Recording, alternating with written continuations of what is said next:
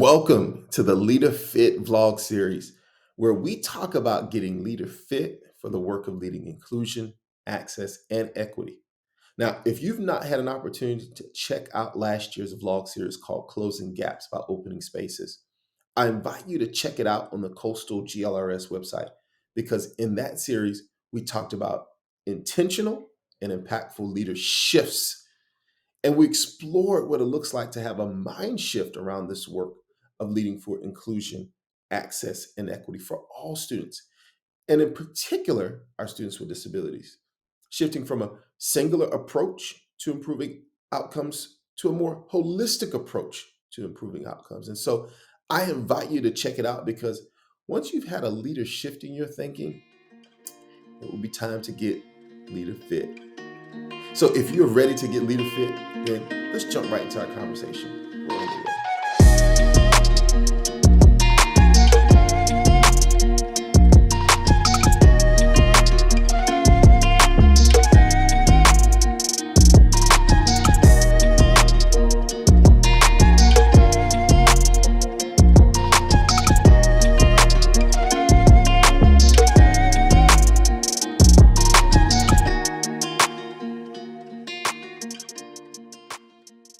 Now, in this vlog series, just consider me your personal leader fit trainer.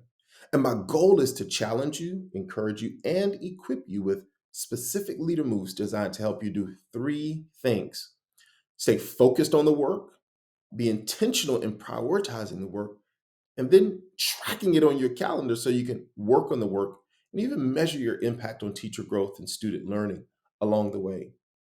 Now, as we will do in this series, we'll begin with a warm up.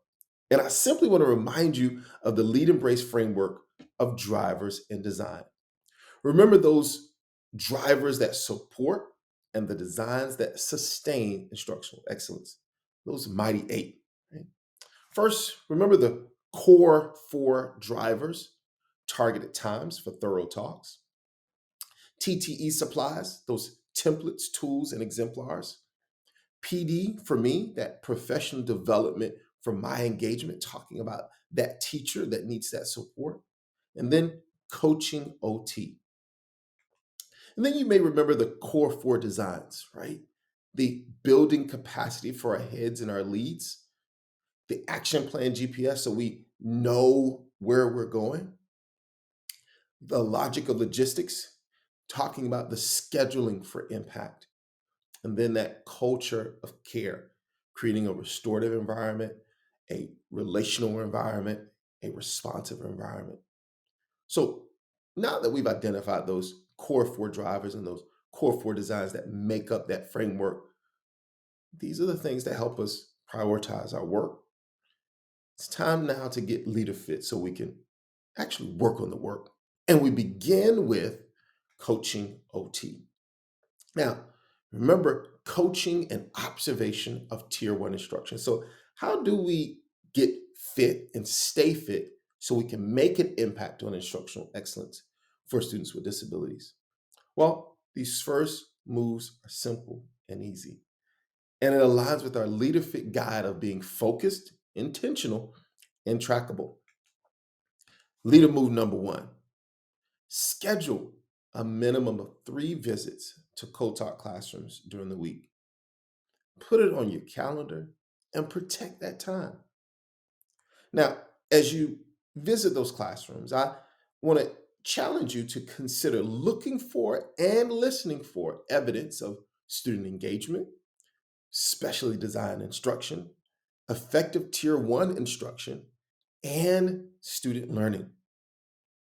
Leader move number 2: plan time to review your observation notes and actually write your feedback. And guess what? Put this on your calendar. Now, I want to share with you, here's a great resource to use that Coastal GLRS has put together. It's called the Co-Teaching Competency Scope and Sequence Guide. And it's based on the Morawski and Lochner Co-Teaching Core Competency Framework. It's a great resource to help you think through those things that you looked for, listened for, and even those specific next step actions that you can provide to teachers as feedback. Leader move number 3.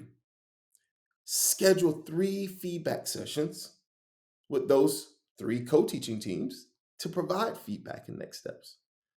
And you guessed it, put it on your calendar and put it on their calendar. Send a calendar invite shortly after your visit. Now, you may use your preferred coaching model to facilitate the session because there are many different coaching models. And so I encourage you to use the one that you're most familiar with. Right? But schedule these feedback sessions. Leader move number 4.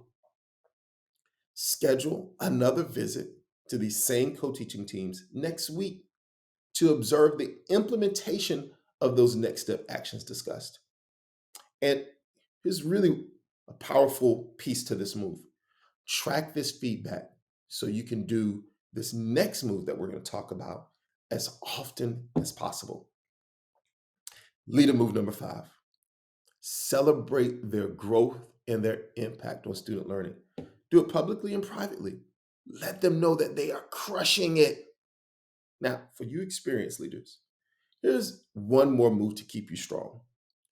Repeat steps 1 through 5 and add one more team each month if you can. But here's what's really important that I've continued to say in each of these moves. Put it on your calendar and track your support and feedback. Listen, leaders, being LeaderFit is not just about hard work. It's hands-on work. And when you are fit, focused, intentional, and tracking it, you can make a positive and healthy impact on the outcomes for our students with disabilities. I look forward to you joining me for our next LeaderFit vlog workout. In the meantime, check out our Lead Embrace app. It's a really cool app where you have access to our LeaderFit monthly vlog challenges, our LeaderFit measures, so you know your level of impact and growth, and even your own personal LeaderFit tracker, right? With access to even more leader moves. So just go to our Coastal GLRS website and email us to request your access. Our goal is to put these practical tools in your hands so that you can prioritize the work and work on the work. So now, go get LeaderFit.